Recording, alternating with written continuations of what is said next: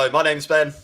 And my name's Josh. And welcome back to FPL Graduates. And welcome back to our first YouTube video back for the season. We're ready to go again. 2022, 2023. Hopefully, it'll be our best season ever. Yeah, last season was our best. So we're just trying to improve on that. We're a bit premature going in with these price predicted drafts, but we're excited. So don't hate us for it. We're going to show you what our teams are looking like going into this sort of pre-season stage. They'll change loads by the time game week 1 comes around, but it's a bit of fun. So let's get into it. Okay, so we'll start off with my team. Of course, I finished better rank than Josh last season, so it'd be rude not to. I've got to get as many digs in there as I can because I'm sure Josh will be gunning to take that this season. I've gone Raya in goal for Brentford. I really like their opening fixtures. Yes, they've got Manchester United, but then they've got a run of Fulham, Everton and Crystal Palace. I really like that. And Thomas Frank, I don't think he's going to be a manager that falls to second season syndrome like we see so many teams do. Brentford have got a really decent team, a really decent setup, and I think Raya will get a decent amount of save points as well. I'm sure, my goalkeeping decisions can't be much worse than last season, so I've gone with him in goal. I'm pretty confident he's going to be 4.5, so he's going to be a value keeper. And it's worth noting my strategy, again, is going to be cheap keepers, 4.5, 4.5. I think that's still the way to go with that. We haven't seen sort of too many keepers popping up at like 5.5, 6 that are providing too much value. So that's why I've gone Raya in goal. Josh, what are your thoughts on him? Is that a good goalkeeping choice to go for? Yeah, I definitely think he's one of the best going into this season at the minute. Obviously, like you said, Brentford, they're not too bad defensively. And like we saw when Raya was fit, like in between his injuries, he was actually a very good goalkeeper for Brentford. So he's definitely a good pick. Whether he is 4.5 or not, I think it'll be interesting. He could generally be 5 million because he played quite well last season. So that will be interesting. But like you said, good fixtures to start up. Yeah, and I mean, in terms of points per game as well, Raya was up there with the rest of the keepers. We think he could potentially be a little bit cheaper just because he didn't play so many minutes as the rest of the keepers. We'll move on into my defence then. Here we go. This is a defence. So for me, Trent Alexander-Arnold and João Cancelo are must-haves in FPL again this season. Trent Alexander-Arnold, he's just a phenomenal player, and Liverpool have recruited well this summer. So there's potential that at some points he may get rotated out a little bit more than he did last season. But, Liverpool's opening fixtures and City's opening fixtures, both really fantastic. And Cancelo at 7 million could be a bit of a steal as well. We've seen a lot of debate. Should Trent Alexander-Arnold and Cancelo be priced that much more because of the amount of returns they're getting? I'm hoping they're priced at this price that we've got here. And then we filled it out with 4.5 million players, which probably goes to show you what's going to be coming up later in this team. But I think there could be some decent 4.5 million options this year. There's a lot of players who last year didn't get too many minutes or had injuries. We saw it with the likes of Tomiyasu, Ait-Nouri to some extent. So yeah, Ait-Nouri with Wolves. Again, good opening fixtures. I think you should definitely have at least one Wolves defender in your team. And Tomiyasu, again, he was one that I think would be priced a lot more if he had a full season injury-free under his belt. So I think that price for that caliber of player, we saw glimpses of how good he actually is. And he's definitely one of Arsenal's best fullbacks they got. So it could be really good value. I've gone Davies as well. I think Conte, his system is only going to get stronger and defensively Spurs are going to get better. Davies tended to take up that left centre-back role, and I think that's a bit of a safer position for rotation compared to the wing-backs Spurs have got. Spurs have got 4 or 5 really good wing-backs at the moment, so I'm anticipating Davies probably gets the nod ahead of a couple of the other players at that left centre-back role. Josh, what are your thoughts on that defence? Is there sort of improvements? Am I underspending on some of the players? No, I think a lot of people might turn their noses up at the 4.5s, but I think in defence especially, you get the most value out of your £4.5 million compared to midfield and attack. Obviously, clean sheets are a lot easier to come by than those attack and returns for some like strikers like Gelhardt, for example, is even going to get any minutes. We're not too sure yet. So, yeah, I think that's a good way to go. Trent, obviously, is a mainstay for most teams. I think there is a definite argument. You could go Robbo or Trent, though, this season. Robbo matched him, or if not bettered him for points per game last season. Obviously, he had a few little spells out injured at the start. Cancelo, obviously, he's great value at 7 million. I think a lot of people might overlook the Man City defence because of Haaland. And I think that's somewhere you could maybe look upon to get some easy points. Nuri as well, bit of rotation there with Johnny, but we'll see, obviously, in pre-season who comes out of there. Tomiyasu, like you said, great value at 4.5 if he is 4.5. For me personally, I think Davies and some of the Spurs defenders might be a bit more expensive, maybe like 5 million.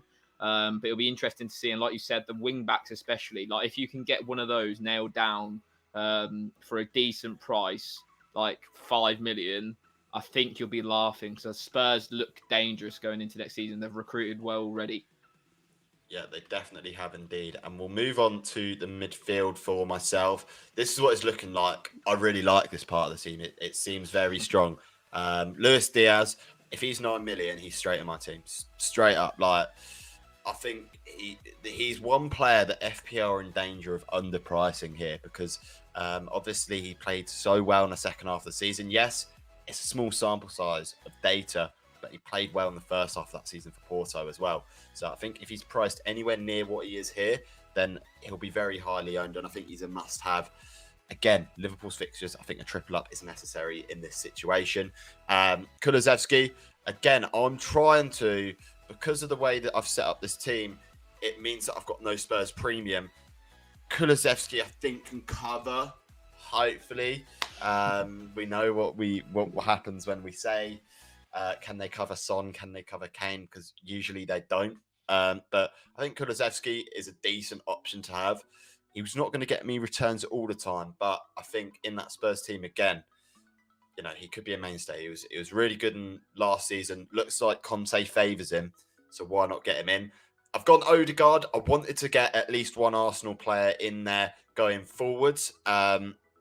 Because their fixtures are probably the best on paper to start the season out of all the teams. And Odegaard could be a mainstay in an Arsenal team. I've gone for players who I think are going to be selected week in, week out. I know there's players in FPL that get a lot of points but may not play every game. So I've gone Odegaard. I think that's the safest one out of the Arsenal boys. I think Saka, if I had the budget, I'd probably push to go towards him. But Odegaard, I'm very much happy with. And then we've got Mo Salah. Again, anticipate that he could be my captain come game week 1.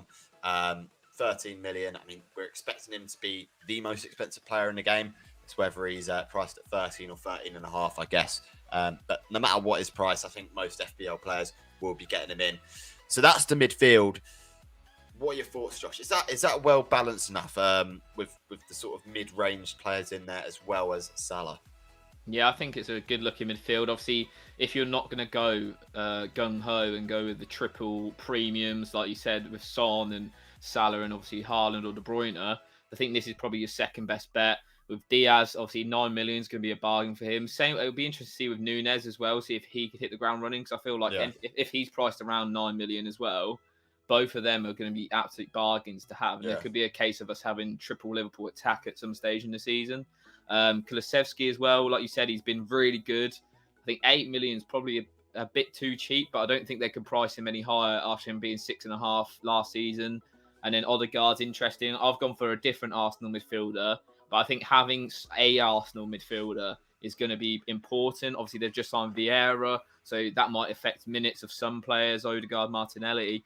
So we'll see about that. And obviously, Salah, I don't need to explain because he is going to be everyone's captain. Yeah, I mean, for me, Vieira, like, I've had a look into him, and I don't think he's going to be sort of starting.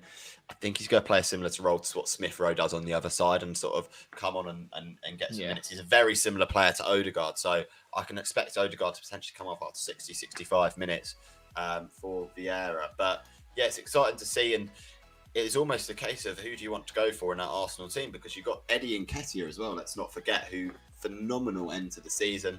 Can he keep that going? Was that just a purple patch? And that is probably key at the moment, because with my team, the way it's set up, if Darwin Nunez, if Eddie and Nketiah start popping off, I may struggle to get one of them in one transfer, because up top, I've just got Haaland. Goes without saying, I think that his record speaks for itself, and I think his record over the last few years warrants him to be straight into most FPL managers' teams. the run that they've got as well just solidifies that. It's a fantastic run to the season that they've got.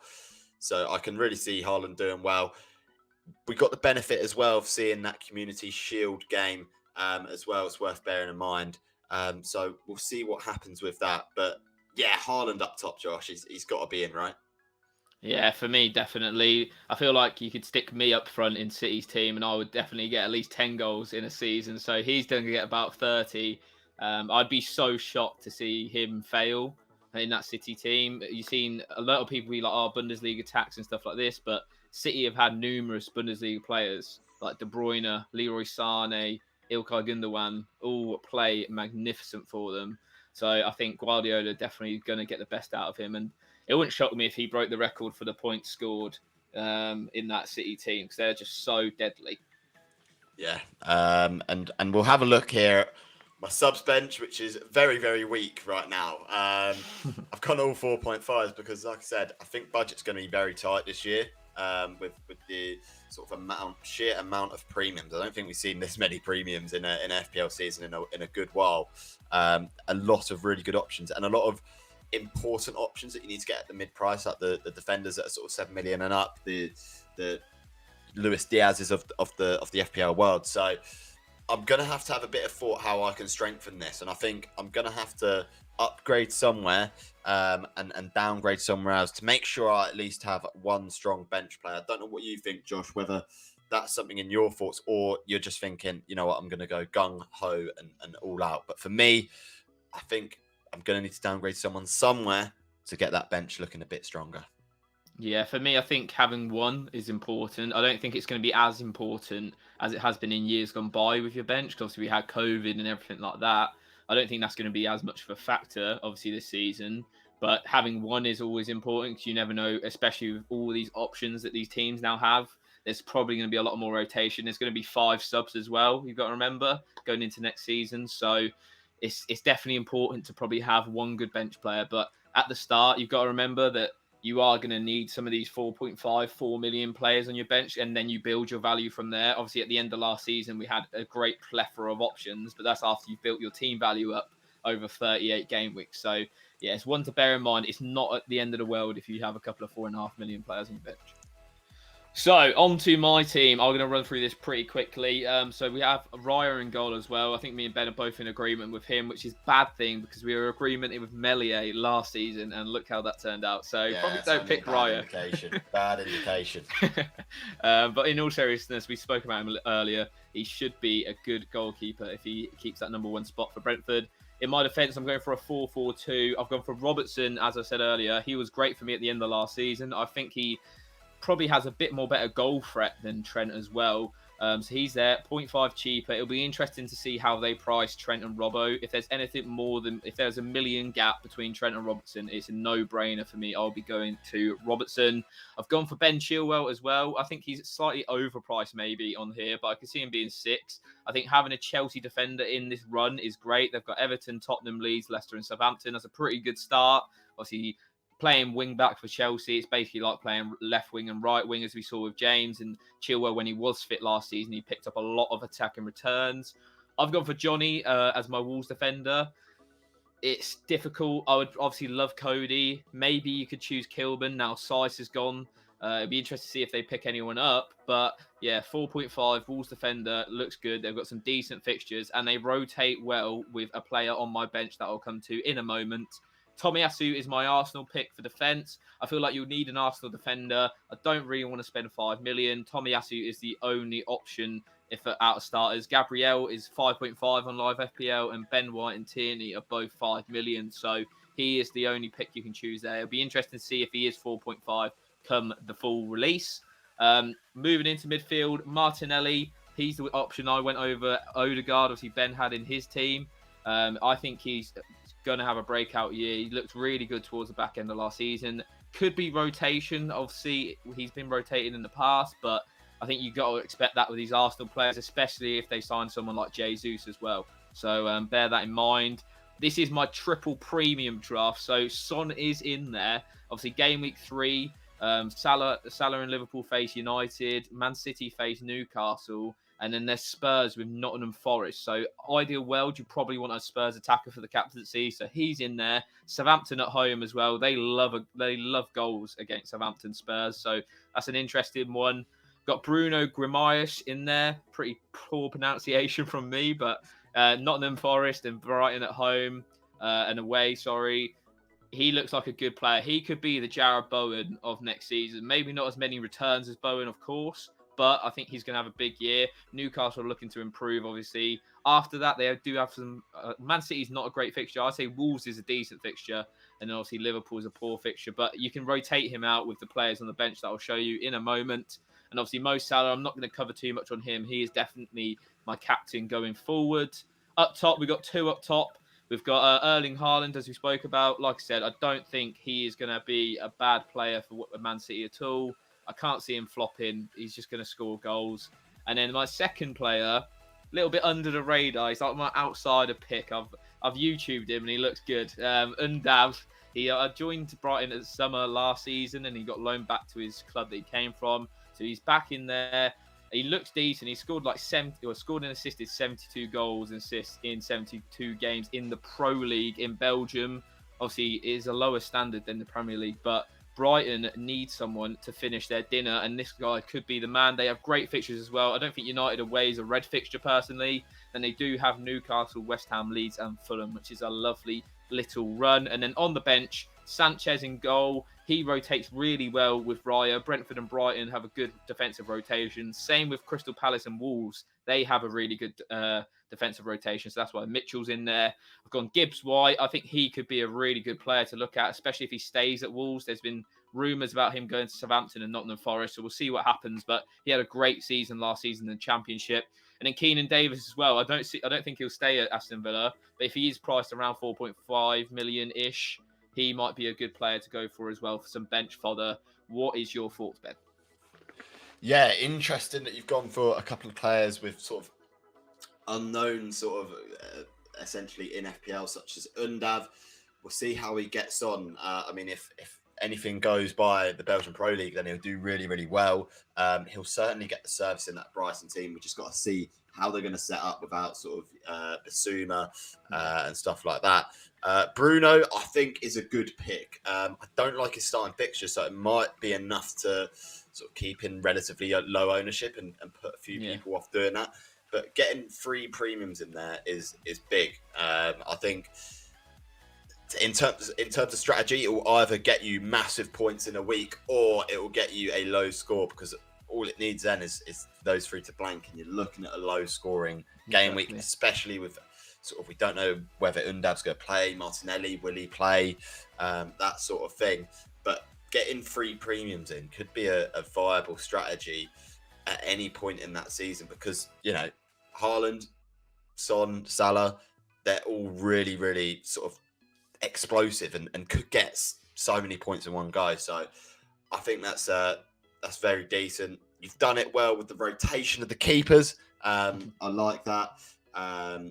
Whether I have a feeling one of the two is going to be 5. Sanchez could easily be 5. And then Chilwell is one that I think a lot of people just like going under the radar a bit with Chelsea in general.